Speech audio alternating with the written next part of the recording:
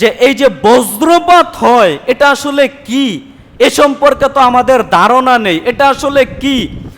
তখন নবী সাল্লাল্লাহু আলাইহি ওয়াসাল্লাম ইহুদিদের সামনে বর্ণনা করছেন, পেশ করছেন।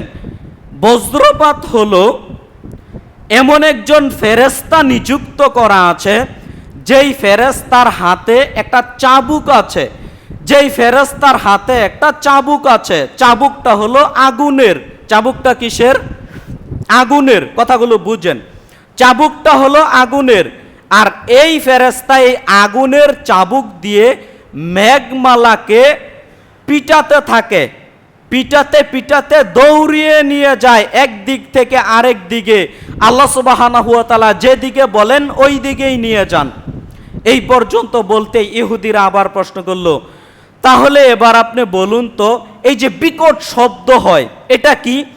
তখন নবী সাল্লাল্লাহু আলাইহি সাল্লাম শব্দের ব্যাখ্যায় বললেন, এটা হলো ফেরেশতা হাক ডাক শব্দ করে। এটা হলো ফেরেশতার হাক ডাক শব্দ করা। উদাহরণ দিয়ে বুঝাতে গেলে এমনভাবে বোঝানো যায়, এটাও হাদিসের রেফারেন্স, আদাবুল মুফরাতে পেয়ে যাবেন। উদাহরণ দিয়ে বুঝাতে গেলে এমনভাবে বোঝানো যায়, একটা রাখাল যেরকম একটা গরুর পালকে, একটা রাখাল যেরকম একটা গরুর পালকে হাতে লাঠি নিয়ে পিটাতে পিটাতে এক দিক থেকে আরেক দিক তাড়িয়ে নেয়। কথাটা কি বুঝাতে পারলাম? একটা গরুর রাখাল যেরকম হাতে একটা লাঠি থাকে, লাঠি নিয়ে এই রাখালটাকে যখন বাড়ির দিকে নিয়ে যায় বা কোনো মাঠের দিকে নিয়ে যায়, পিটাতে পিটাতে নিয়ে যায় আর বলে হাক ডাক, এইরকম শব্দ করতে থাকে। নবী সাল্লাল্লাহু আলাইহি ওয়াসাল্লাম বললেন, একজন ফেরেশতা নিযুক্ত করা আছে, যেই ফেরেশতা তার হাতের মধ্যে থাকে আগুনের চাবুক। এই চাবুক দিয়ে আকাশের মেঘমালার মধ্যে পিটাতে থাকে, পিটাতে থাকে। যতবার হাক ডাক শব্দ করে, হাক ডাক শব্দ করে, ততবার এই বিকট শব্দ হয়। আর যতবার চাবুক মারে ততবার বজ্রধ্বনি হয়, বজ্রপাত হয়। কথাটা বুঝাতে পারলাম?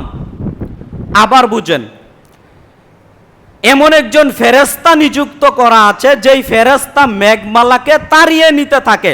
দেখবেন অনেক সময়, এটা লক্ষ্য করবেন আপনারা, অনেক সময় দেখবেন বজ্রপাত এমনভাবে দেহে আসছে যেন তার আগের গ্রামে পড়েছে, একটু পরে শোনা যায় আমাদের পাশের মহল্লায় পড়েছে, একটু পরে শোনা যায় এই তো আমার বাড়ির পাশেই পড়লো, একটু পরে মনে হয় এখন মনে হয় আমার বাড়িতে পড়বে। এমনটা অনুভব হয় না?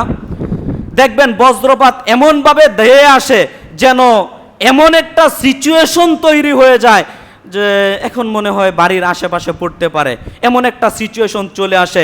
একেবারে জোরে শব্দ হতে থাকে, একটু আস্তে, তারপর আরেকটু, তারপর আরেকটু কাছে, তারপর একেবারে নিকটে।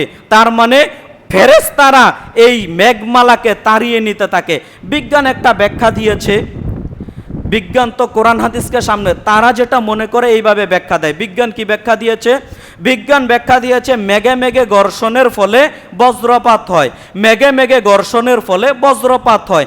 আসলে তাদের ব্যাখ্যা সম্পূর্ণ উড়িয়ে দিচ্ছি, ব্যাপারটা এরকম না।